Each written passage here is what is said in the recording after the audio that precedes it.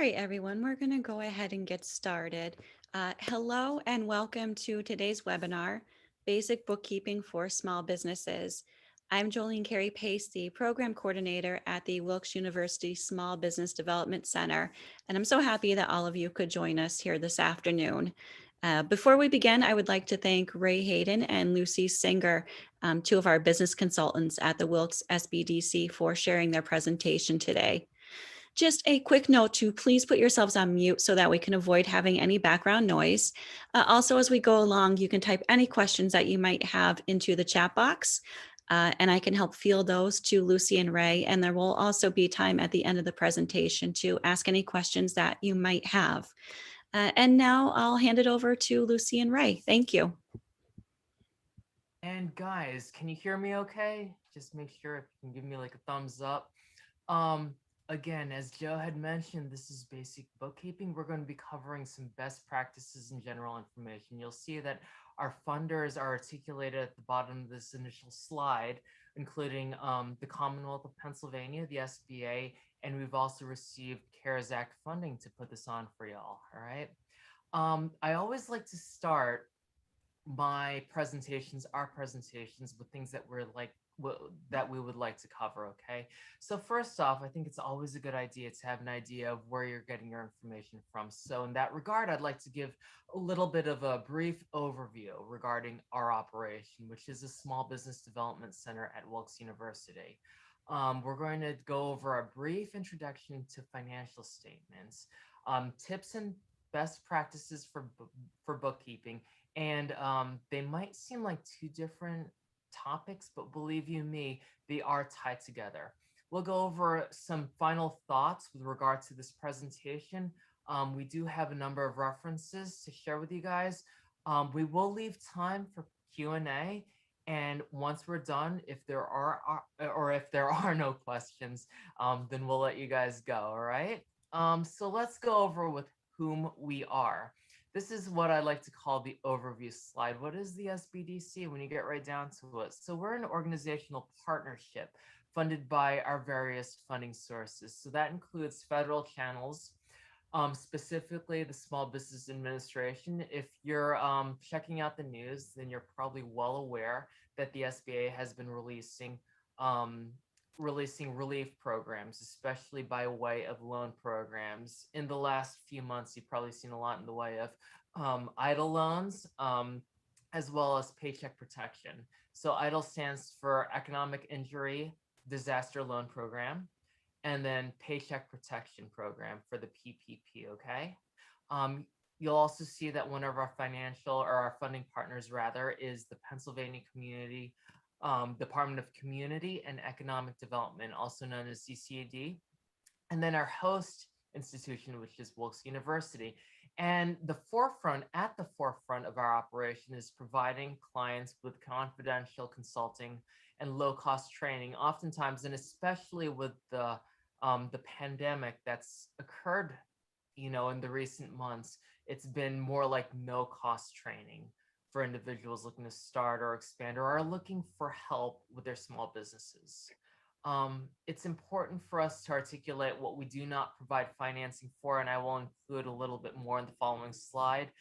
But with regard to our territory, one thing to take into consideration is that we are broken out by territory. So we do serve a 5-county region. For the attendees here, you might not belong to the 5-county region. That's totally okay that you're participating in this webinar, but you might actually ultimately be looking at a different center for your ongoing technical assistance and counseling. On to slide 4. All right, and this is where I cover the things that we don't do, but some examples of what we do. Business plans we help with. We can't write the business plans for you, but we can certainly help you and get you on your way so that you're starting with your best foot forward, okay? Oftentimes, if you're looking at financing, all right, pro forma financial projections are required by lenders and other folks who are looking to lend you money, and we can help with that process as well.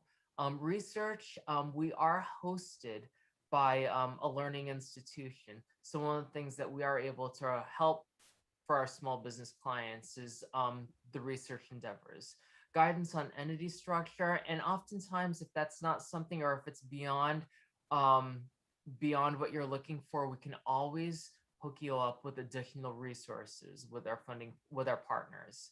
And then we can also help you be more cognizant of various marketing strategies as well. But these are the things that we don't do. All right. So that includes financing, grants.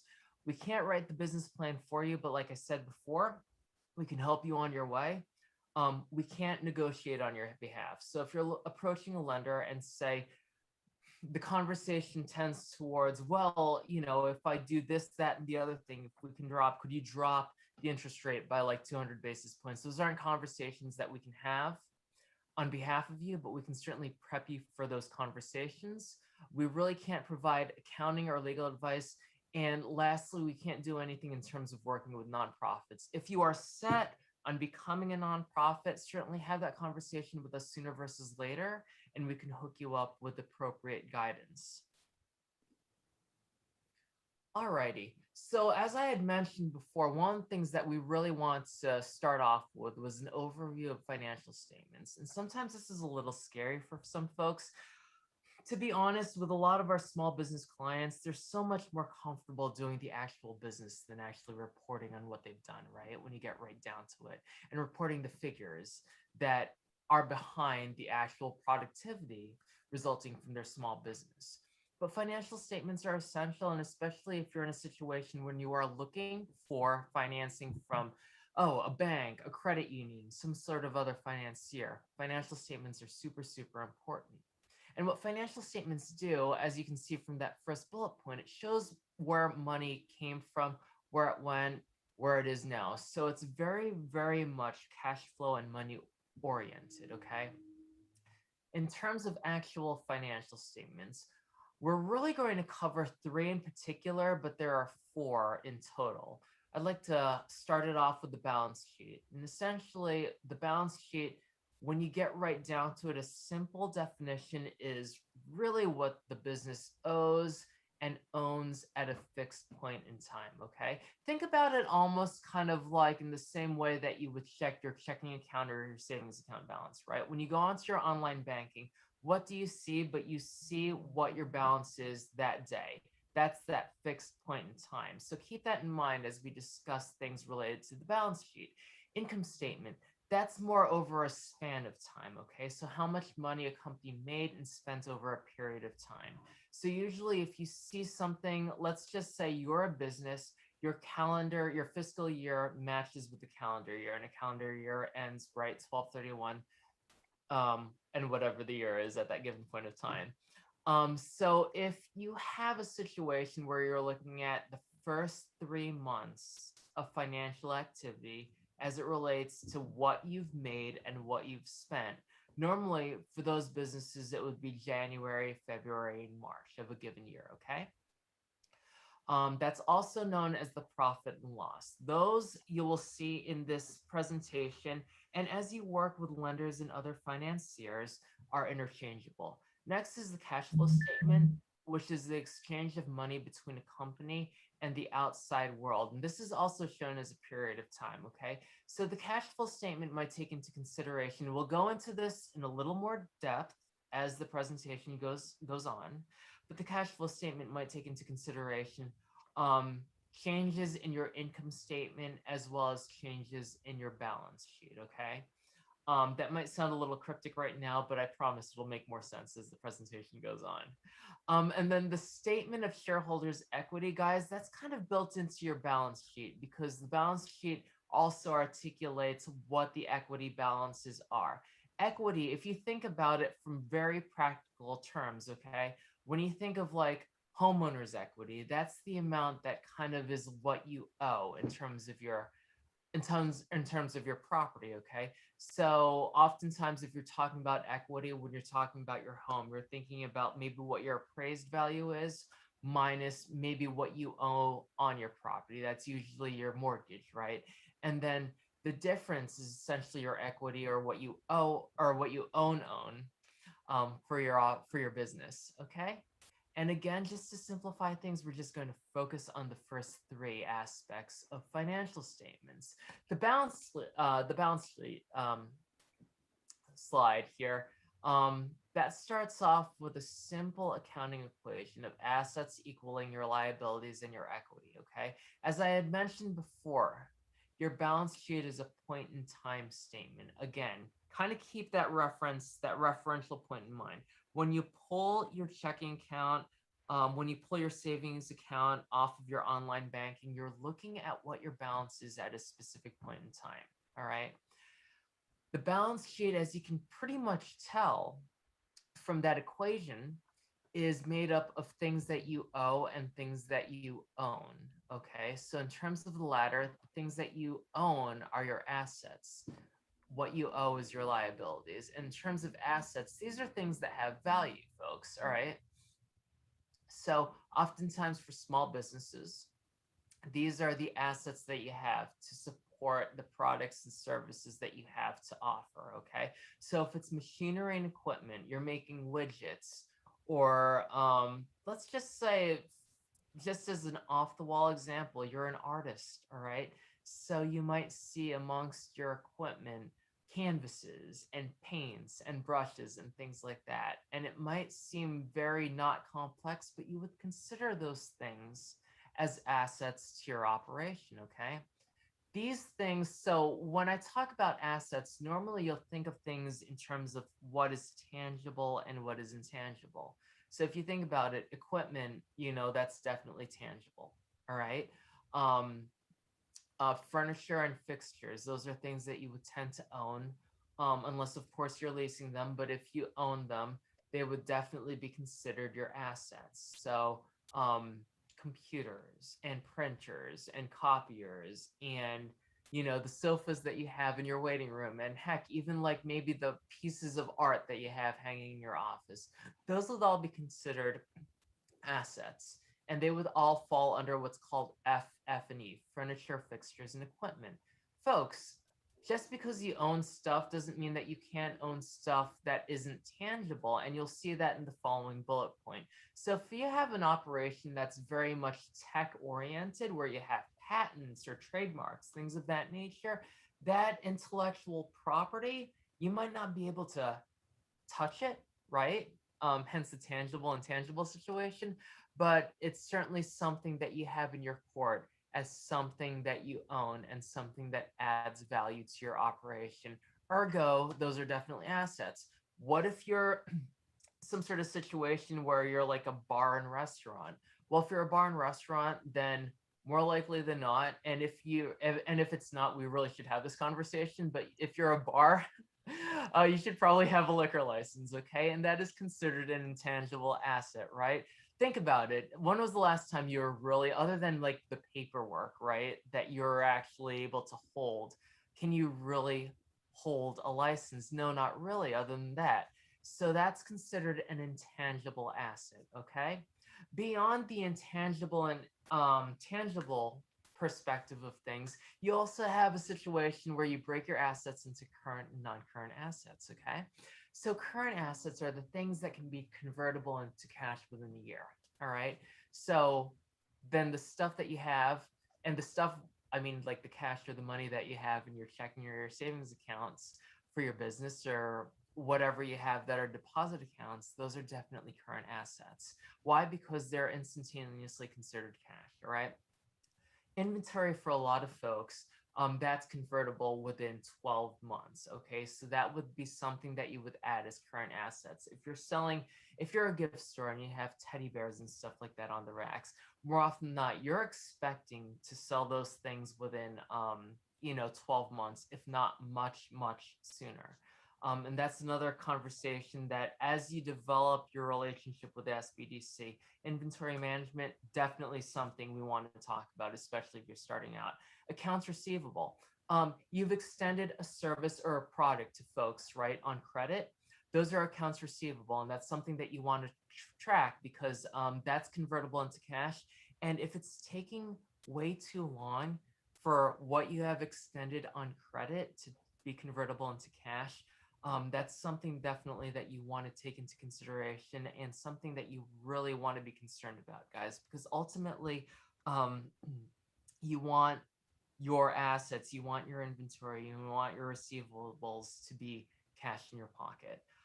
Non-current ash might be, or non-current assets rather, they're the fixed assets would be things like vehicles, your office furniture, which we had talked about, personal property. And obviously, when you get right down to it, non-current assets would be considered harder to convert to cash. So think about that. Like if you've been in business for a while, you have a piece of equipment that you're trying to unload. Um, think about all the things that you have to do in order to sell it. Maybe you have to put like advertisements out there or something like that, or maybe you have to post about it. But it normally, and you have to secure a buyer, right? So these are all the things that articulate the point that it's harder to convert to cash because when you get right down to it, most folks, especially if you're leveraging off of that equipment to do business, you're not in the business of selling that equipment, if that makes any sense. All right. Liabilities. So that is the what you owe to others part of the balance sheet. Okay.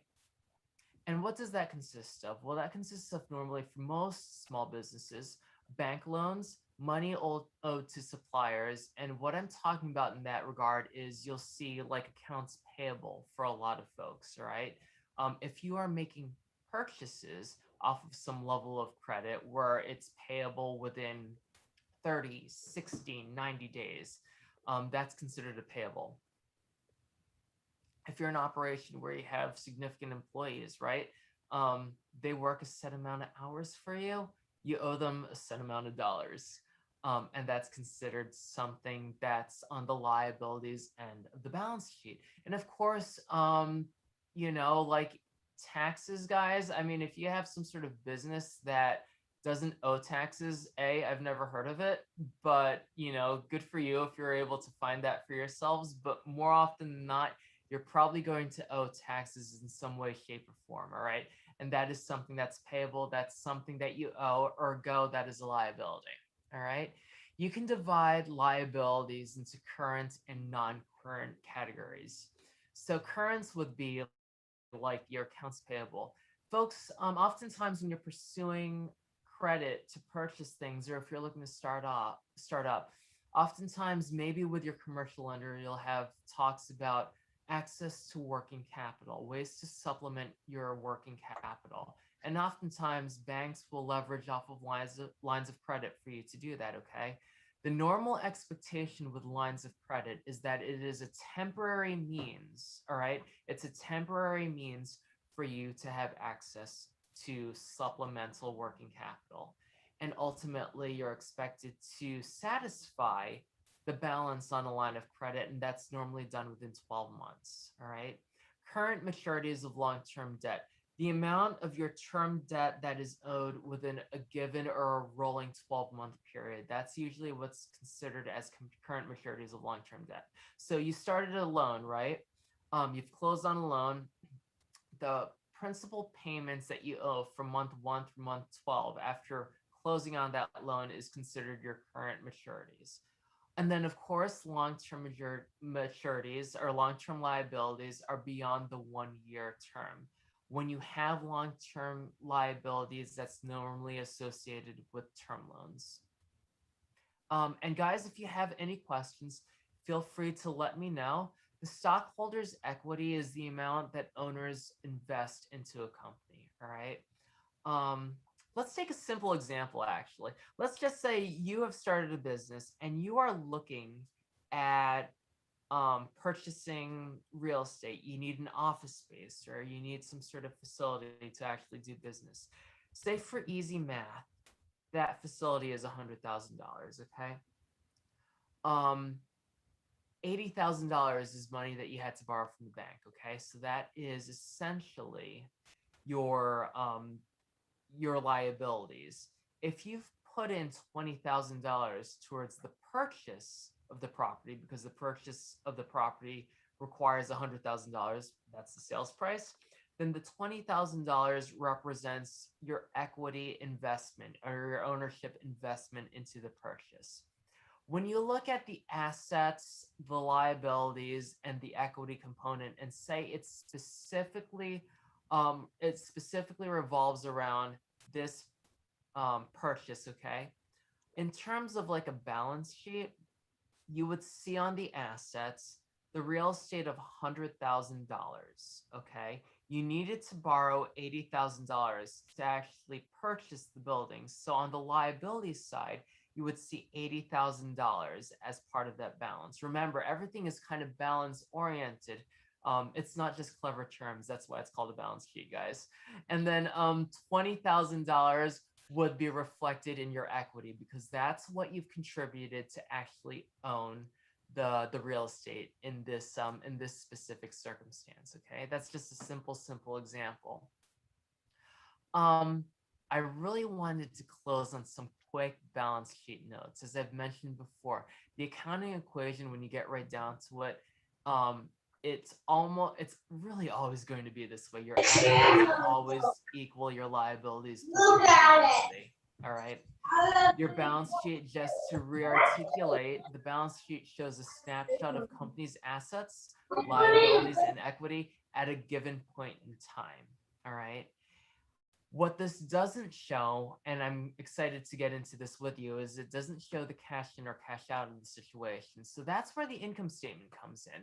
This is a span of time versus point in time financial statement. And what this articulates is what your revenue is, what you made, and your costs and expenses, what you spent. And essentially, the difference is your net figure, your net income. Costs and expenses are generally divided into two categories: your direct costs or cost of goods sold, the costs associated with sales. Okay, so think about things in terms of if you're a store, the actual cost of the inventory for the sale, all right, is going to be your cost of goods sold. So let's just say you sold a product for $10. How much did it cost for you to have that product on your shelf per unit? It might be $5. So that $5 is essentially your cost of goods sold. All right. Let's just say you have a situation where you have a realtor operation, okay, and your revenue stream has to do with commissions, okay. Well, your commissions are predicated on the sale of that property, right? So you can't claim direct costs until that sale actually happens. So that's how direct costs, again, not just a fancy term, but it's directed to the actual sale of the service or the product. Now, operating costs, this is also known as selling, general, and administrative costs. I like to call this as the whether you make $100 or no dollars whatsoever, if you're in business, you'll likely have these costs associated with your operation. Things like salaries if you have a staff, things like rent if you have a location and you don't actually own the property. If you have utilities, regardless, you're probably going to have an electric bill, water bill, things like that. And marketing expenses also. All right. If you've contracted with a third party to do your marketing, regardless of how much money, unless of course you've established something contractual, um, you're going to have that annual marketing, or not just an annual marketing expense, but probably a monthly marketing expense, depending on the situation. Then there are interest and depreciation expenses. Interest, if you are paying interest on loans, that's definitely an expense. Depreciation is a non-cash expense, all right, but something that you can expense if you have equipment that you've purchased, okay?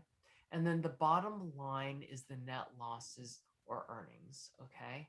The earnings per share is the amount of money shareholders would receive if the company decides to distribute all of the net earnings. So let's just say at the end of a quarter or the end of the year, which probably would be the end of the quarter, but in these sorts of situations, if you have an arrangement with your shareholders that you're going to divvy things up, those would be the dividends for the company, okay? For a lot of small businesses, to be honest, that's not going to be the case. but it is part of the whole financial reporting situation. The cash flow statement slide, okay, guys? So this is the outflows and inflows of cash, okay? And similar to the income statement, this is um, a time span document as opposed to a point in time document. Cash flow is articulated via three different categories: operating activities, investing, and financing activities. And it's all related to cash in and cash out. So, operating activities, that is the normal course of business for your operation. Okay. When you make a sale, or yeah, pretty much when you make a sale or when you have expenses. All right, those are all rolled into your operating activities. So your net income would be an example of cash in, right?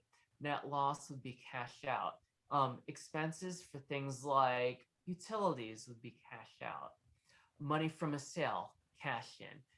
So that's actually it's a pretty simplistic. It really doesn't have to be terribly complicated, everybody, with regard to like money in, money out of an operation. Investing is another situation. Um, when you invest in your small business, sometimes you need upgrades in equipment, all right? And that's going to be money out that you have to spend, okay? Our printer broke, or we need a new copier. We got to we got to make allowances for something like that. We need to make those purchases. That's money out of our bucket, so to speak. But let's say you're in a situation where, you know what, we've had this company car and it's now time for us to sell it. Maybe we need something a little bit different. You sell that vehicle, I don't know, on Craigslist, or a lot of folks actually utilize their website to sell some of their things, right? And that is money in when you sell that asset, okay? Liquidating investments. Sometimes there are investments for these small businesses. Um, and if you liquidate that investment, that's cash in. That being said, if you purchase some sort of investment or invest in some sort of stock, if that's what your business is into, then that would be money cash. That would be cash out. And then financing activities, that's pretty much par for the course. If you're looking at borrowing, that's cash in. You get those loan proceeds in. And then as you pay your debts down, that's money out. All right. And then getting stockholders, of course, to invest in your company, that would be cash in as well. All right. So that's a little bit about the various financial statements. Folks, I do have one thing that I'd like to share with you, and it is a template that we have in Excel at the Wilkes SBDC. All right. And this kind of gives you a little bit more of an idea of what I'm talking about looks like, say on an Excel spreadsheet, and as you're doing financial projections or as you're creating your own financial statements. So this is an income statement. Real simple. This is what I was talking about. Revenue. Your revenue is from your sales, right?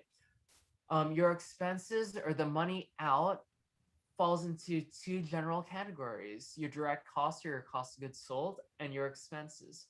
So your cost of goods sold, what it took in order to make the sale, and then your expenses, the things that you have to shell out, the money that you got to shell out, regardless of whether you're making $0 like a bajillion dollars. That could be your advertising, that could be your insurance, regardless of whether you're making a ton of money or not that much money. You're still going to have things like liability insurance when you get right down to it, right? um, Various licenses, things like salary and wages if you're going to have employees. This is pretty much just a broad overview of what your expenses is. And then as you get down below and you take all those income and expenses options and examples into account, then you're left with your net income. Normally, what we like to do, at least for the first year, if you're starting off in business, is to break out your income statement for the first 12 months of your first year. That indicates to folks that you have an idea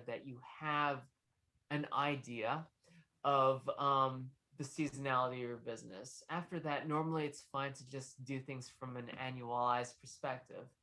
Your balance sheet is essentially what you owe and what you own. So this is what it looks like.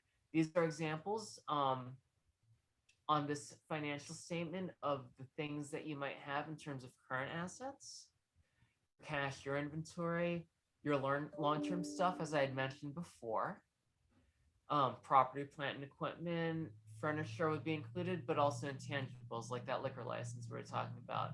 What you owe, the accounts payable, short-term loans. Normally, your short-term loans you would think of as kind of like your lines of credit.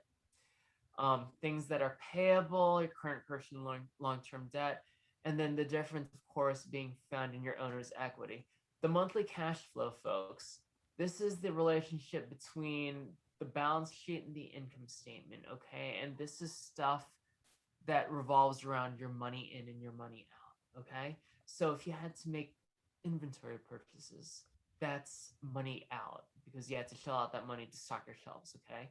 If you had to pay out wages, that's money out, okay?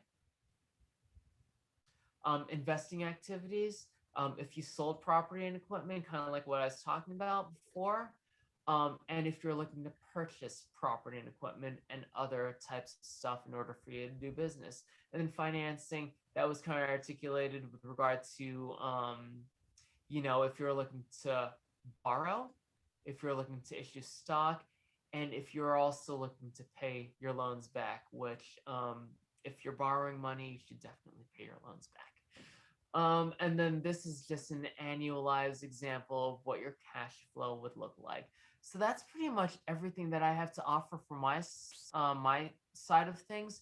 Now Lucy's going to kind of delve into the actual bookkeeping intricacies. So Lucy, whenever you're ready. Well, I do see that somebody has their hand raised, so I thought I if missed we that. address that before I start, it might be pertinent to your section.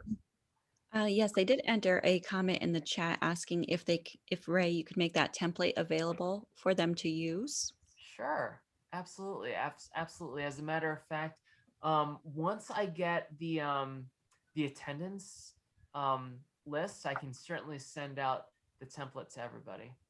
And also, they asked about the recording. There will be a recording available, and I will email that link to all attendees tomorrow.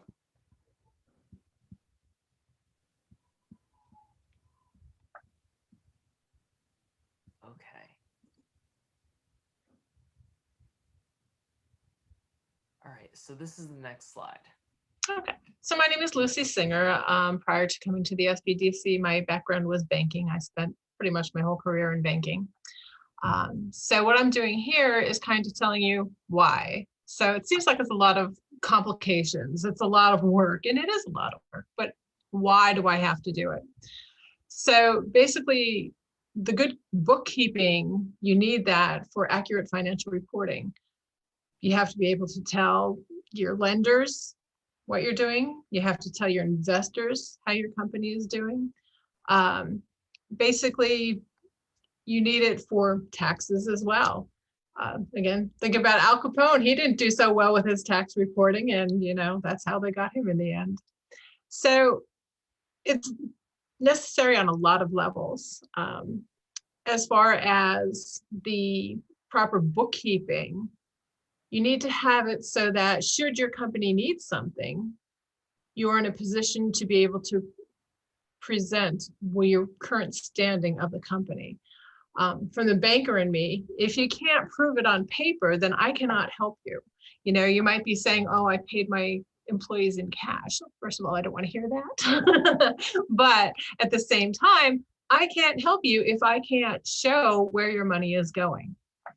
Okay, so that is basically the prime reason for the good bookkeeping. We'll go through some others as we go on. Ray, if you want to switch slides there. So good bookkeeping practices. So what exactly makes a good bookkeeping practice? So how often do you do it? So you have some things you do daily, some things you do weekly, some things you do monthly. So your daily tasks might be invoicing. Who did you ask for payment from? Making deposits. So you had that day's sales. You have to write down your deposits. How much did you make that particular day? And then you have your cash flow reports. Is more money coming in than going out, which is what we want. Okay, so why do we do this? We need to identify patterns.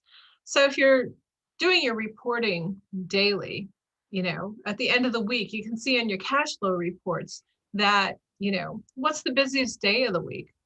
What does that matter? It's going to affect your scheduling, first of all. Second of all, is it going to continue that day? How is that going to affect your business itself? But it's good to know these things so you can, help with staffing so that, okay, Thursday is the busiest day of the week. So I have to increase my staffing to keep the customers happy because you want them to come back again. Okay. So, and balancing the books. So monthly tasks, please balance your books at least once a month. I used to have people that would come in at the end of the 12 months, at basically tax time and say, oh, I need 12 months worth of statements. I have to balance my books. Really? It's going to take you forever to do it. Plus, if there's something that went wrong earlier, month 2, let's say, now it's too late to correct it. Okay. So if you hand all those 12 statements over to your accountant and say, oh, well, here's all my statements. No, I don't balance my books, but here's my statements. It's going to take him or her a long time to produce your tax reports. And again, they're charging per hour. So the more money or the more time your accountant is spending trying to do your basic bookkeeping is going to be the more money that you are spending having somebody else to do something that you could have done on a rolling basis and know more about your business than if you were to just hand it all over to the accountant and say, oh, here you go, you do it. Okay. So these things broken down, what Ray was talking about looks like a lot of work, and it is. But like anything, as you break it down step by step, if you keep on top of it each day and each week and do your monthly tasks when they're due, then, at the end of that year period, it's not as intimidating as it might first seem. Okay, if you want to go to the next one. Quarterly tasks. Quarterly tasks are also important. Quarterly tasks, you're going to be paying your sales tax quarterly. Okay, so you have to make sure that you have money on hand to pay those sales taxes. And it has to make sure that it's an accurate amount. Okay, so with that, you're going to see quarterly, do I have any red flags? What's going on with my business? Do we have anything that is, catching me by surprise? You could find undisclosed fees. You have somebody who's charging you something and you're saying, well, I didn't think it was going to cost this much. I thought it was going to be X, and if now it's X plus $10. So it might be an undisclosed fee that you can find. Or maybe your person that you're using for shipping, they increased their shipping costs and you didn't get that notice. Well, it's going to show up if you look at your quarterly information. What about a sudden change in a product demand? You have your product or your service and you notice that one product is just sitting on the shelves. It's been there for 3 months. Nobody's buying it. It's time to look at that product and see if there's something wrong with that product, or is it something with the consumer that has changed? That will all show up as far as quarterly when you're looking at your individual numbers. Okay. So the idea of keeping up to date with everything is not just for the end result of accurate numbers. It's to help your business survive. If you don't have these numbers well in hand, you are not going to be able to make sound decisions as far as your inventory or your services or your suppliers. So these are the ideas that you really need to check out and make sure that you're on top of so that your business can survive, especially in the lean years. And that's when it's going to be most noticeable. Okay, let's go to the next one. So separation is definitely the key. The first bullet point here, business to keep separate are your personal and your business accounts. A lot of our clients end up with a limited liability company because they like that limited liability portion of that particular organization type. The whole point with the limited liability company is to keep your personal assets separate from your business assets. With that separation, since something happened, typically your personal assets are safe from, let's say you get sued. Those personal assets would not be part of that lawsuit. However, if you don't separate your funds, then you potentially could end up having those personal assets subject to the liability of the lawsuit. For instance, if you are paying your personal car loan out of your business checking account, the person suing you could make the argument that says, because the car is being paid with your business funding, then that car is actually part of the business assets. So that's why it's very important to keep your separation between your business assets and your personal assets. If need be, you write yourself a check from your business account, deposit it into your personal account, and then pay your car payment. Okay. Don't lose that liability protection by mixing your funds. That's very important. Another thing that should and should not be mixed are what's going on in your company itself. Okay. As Ray is so very fond of saying, trust but verify. We hear it all the time. You can trust your employees and it's wonderful, but please verify. Don't just hand over the keys to the vault. That's just the way it is. Make sure that no single person is in a position to jeopardize your business. You don't know what's going on in people's personal lives. Their, spouse could suddenly develop a gambling addiction and they're going to lose their house. And they think, oh, I'm just going to take, $500. I'll put it back my next payday. Doesn't always happen. Make sure you protect your business by making sure that you double check these things. Have somebody else double check numbers. If you're making a deposit, dual control was a big thing in the bank. Everything was done with a second person there, so you're making your deposit at night. You put all your cash in your bag, you go to the bank, you drop it off. Okay, so make sure you have a second person verify what's going in that bag and make sure it all matches with what is going to the bank. Because when the bank opens it, they're going to have two people opening it. And if they come up with a different number than you have, that's going to be a burden on you to prove that, it was there when I did it. Well, we have two people saying that it wasn't there. So it's best to have two people verifying what's going in as well as two people verifying what's coming out. Okay, so that dual control is a big thing. There's a lot of different ideas in regard to keeping duties separate, keeping them, verified. And but anything that you need help with, make sure you have, ask questions. How can I best protect my business? Because that's what this is about. This isn't about just, keeping track of what's coming in and what's going out. But it is also, it borders on the fact that if you're not keeping track, it's just not numbers on a piece of paper. This is your actual business life. You have to make sure that you have to keep it alive. And by doing that, you have to double check, unfortunately, pretty much everything. Okay, you want to go to the next one. Leveraging off technology prudently. Okay, so a lot, as Ray had mentioned, a lot of our clients, they're not, computer savvy. They're way more into making their product or creating their service, but not necessarily how to run the business. Computer technology makes it so much easier than it was previously with all pen to paper and little blocks and all that. But you have to know what's out there. Okay, there's a lot of free resources that you can get for education. You can read things like there's education information on LinkedIn. You can listen to podcasts, read blogs. There's new technology out there for processing payments to make sure that your money gets to the account quicker.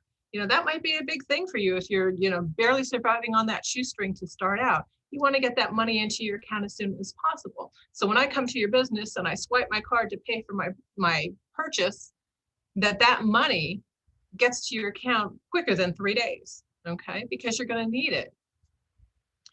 So there's a lot of things out there, but there's a lot of good information, a lot of bad information. So always make sure you get it from reputable sources. Some of the things to consider would be web-based programs, so that you can, no matter where you're at, record your sales figures or, a purchase that you made. One of the challenges that we hear a lot are some of the employees that are not as computer savvy have a hard time adjusting to them. Okay. Keeping in mind that, trial and error is a big thing, but education of your employees is a big part as well. Not only for record keeping purposes, but absolutely employee morale. Okay, so that has a lot to do with it, because, if I'm working with entering the deposits again, and, my spouse has some sort of addiction issue, and I accidentally forget to put that $500 in there. Okay, is that an accident? Is that on purpose? You have to know the level of comfort that your employees have with technology, so that, again, trusting but verify, you can see whether or not it's something to be worried about. Okay. Again, technology is good as long as you know how it works, you can explain how it works, and you can follow up and see how it integrates with your business. Okay, you can go to the next one. Okay, so final thoughts. Consider making an appointment with your SBDC to find out how this whole record keeping process can influence your business. Does it look as complicated as you think it is, or is it just that little jobs that need to be broken down? Okay. Think about your bookkeeping needs. Make sure, you don't need, your one-man shop. You have, just a couple people in and out all day. That's fine. You don't need an entire, 14-person accounting group looking over your books. Okay. Don't make it as hard as, you think it is. It's probably a lot easier. But at the same time, if you have questions, definitely ask. Okay. And any questions that you have, write it down, because it's going to come up somewhere along the line. There's a lot of cases where, people are just, well, I'll catch up later. It's okay. That's not a problem. We recently had the restaurant recovery grants come through. Now, this was grants, it's free money, but the restaurants had to prove what their quarterly sales figures were. In a lot of cases, they couldn't do it because they had no idea. Okay, so they lost out on free money they didn't have to pass, to pay back to help to recover their business, because they didn't have the accurate bookkeeping. The same thing with some of the idle loans and things of that nature that people couldn't apply, or they could have gotten a lot more money if they had accurate bookkeeping perceptions in place. Okay. But it's not just about getting money.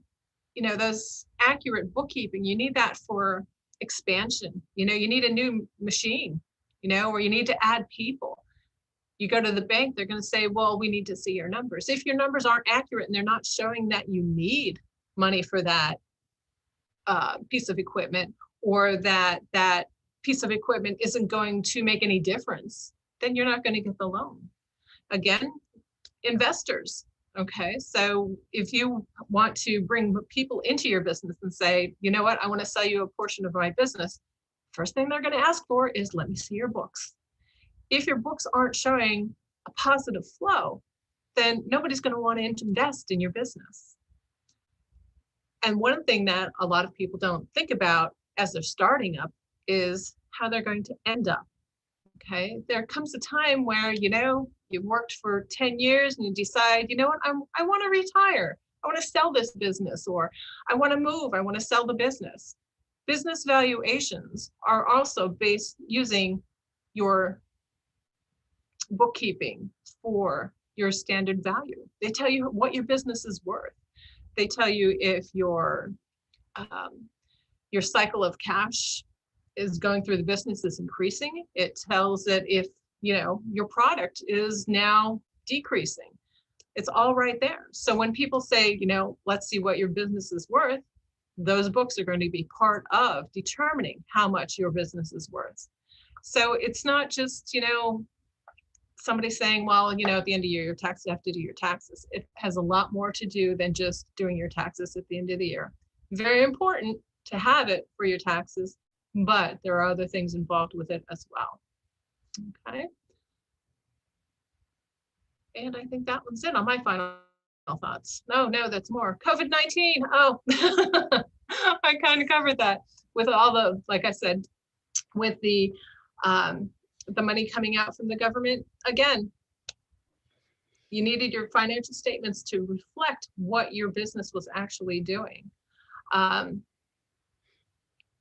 Ray mentioned that we are not accountants. So our role is to make sure that you're familiar with some of the basics,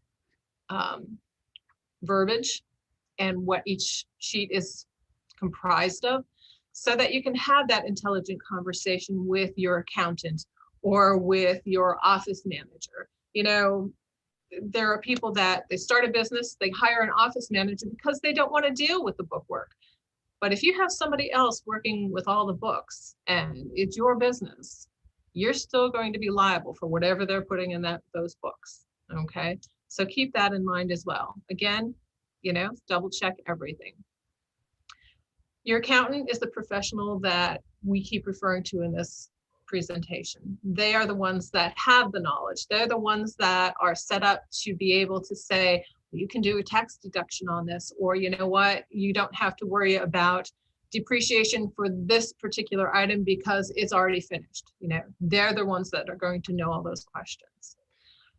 And again, ultimately, you are the one responsible for the bookkeeping. Doesn't matter if your office manager is doing it, you still have to know how the bookkeeping system works in order to see what's going on in your business.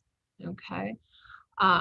Crystal balls, yeah, we don't know, not everybody. It's just not something that exists. And you can't guarantee the outcome of your bookkeeping, but it's the fact that you actually do it. You make the effort every day, just do a little bit every day. At the end of the day, write down that deposit, write down those sales. And then at the end of the week, you'll see that, oh, I don't have to go back and do 7 days worth of work. Or at the end of the month, oh, I don't have to do 30 days worth of work. It's all right here already. It's set up that way to make it a little bit easier for you to follow through. And this way, when it comes to the end of the year, you're going to have it all right in front of you. And, when you're on Shark Tank and they say to you, so what was your gross income in, 2000, whatever, you can rattle it right off because okay? So ultimately, it's your business. Make sure you know what's going on with it. Some of the information that we put together to present to you came from these particular sites. And as you can see, a lot of them are .gov or .org. It's just not Wikipedia. Okay, so make sure that, again, when you're getting your information, whether you're listening to a podcast or reading a blog, that they are qualified sources. Okay, does anybody have any questions? There is one question in the chat box, Ray and Lucy. Does the SBDC know of any recommended resources for a virtual assistant or bookkeeper who can balance the books each month? I understand the theory and why it is important, but I hate doing it myself. Off the top of my head, I do not know of one that would be recommendable. Ray, have you encountered any? Nothing like that. There are certain third-party sources out there, business services that kind of help with things like payroll and other operations relative to your small business accounting. That being said, and I don't know who asked this question, but that doesn't necessarily mean that you're removed from having a robust understanding of your bookkeeping and your overall operational processes. Even if you wanted to outsource that grunt work, in a manner of speaking, to somebody else. And there are a couple out there in the Northeast region. We actually have what's called a referral guide for our clients, our consultant referral guide through the Wilkes SBDC that we can forward to you. And I believe we actually have someone listed that does that sort of stuff. Um, I believe they're actually located in the Bloomsburg area, now that I think about it. But don't feel that just because you have that, that you can just um, sign off completely that responsibility to that one operation. You really should have a very robust understanding of what your business accounting is all about before you make that connection, okay?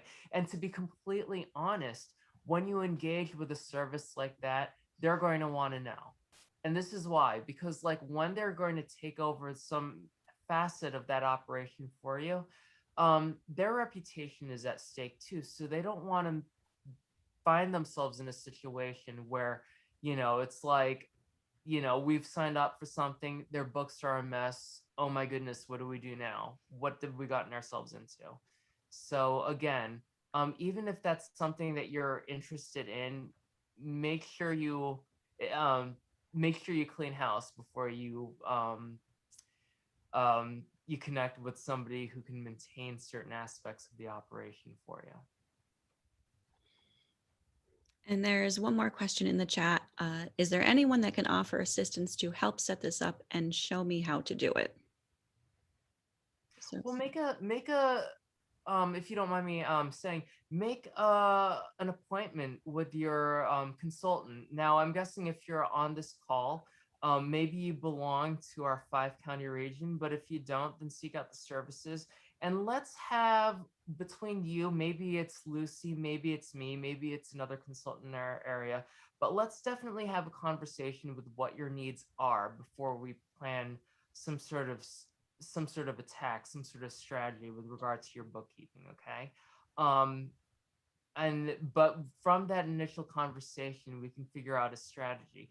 Quite honestly, like I said, and what Lucy has said before, is that we're not accountants. So it might be a situation where once we have that initial discussion, it might make sense for us to bring in a CPA or other tax professional. The one thing that Lucy and I and the rest of the consultants do, however, is that we can have those conversations, we can have that initial strategy planning. And when you graduate, in the manner of speaking, to that tax professional, you can have, as Lucy had put it, intelligent communication conversations, so that you're not starting from square one. You're starting from a place of strength, from a foundation of strength. all right, and it looks like there is one more question. To help save expenses, do you recommend any virtual receptionists instead of paying employees to answer phones? And again, I think that really depends on your business needs. You can take a look at it and say, would it be less expensive to hire a part-time receptionist for my busiest part of the day versus, doing the virtual receptionist for, 8 hours a day, 5 days a week. And again, that's your individual situation. So it's, it's basically weighing the pluses and minuses and see which one is going to serve you best for the least amount of money, really. Let me ask this, and I don't know who asked the question, because for whatever reason, my Zoom, like at least from my computer, just absolutely hates me and is a little passive aggressive and won't let me know who is talking and who's not, or who's having conversations, comments, and who's not. But what's the nature of your operation? Because maybe it makes more sense for you to encourage your potential and existing clients to access like your website. And if you ever take a look at your website, there's usually a section that says contact us, right? And then you put the name, the phone number, your email address. And if you're real savvy about stuff, right, maybe you have like some sort of preliminary survey so that you're able, without a lot of effort on each other's part, you're able to identify specific needs. All right. So when you enter in that contact information and you have those specific needs articulated, that reaches you, and you're in a better place to offer guidance or products or direct your clients to services that your operation has to offer. And that way you're not wasting anybody's time. In that case, in the situation of, because, right, how how annoying is it when you pick up the phone and it's like ringing and it's ringing and nobody's answering the phone and there's nobody there? But if you have some sort of alternate way where not only you can send the message off, but also articulate your needs, that puts you as a business owner in a better position, to service that client. And I think that's going to be a place where everybody's happier in the long run, if you think about it.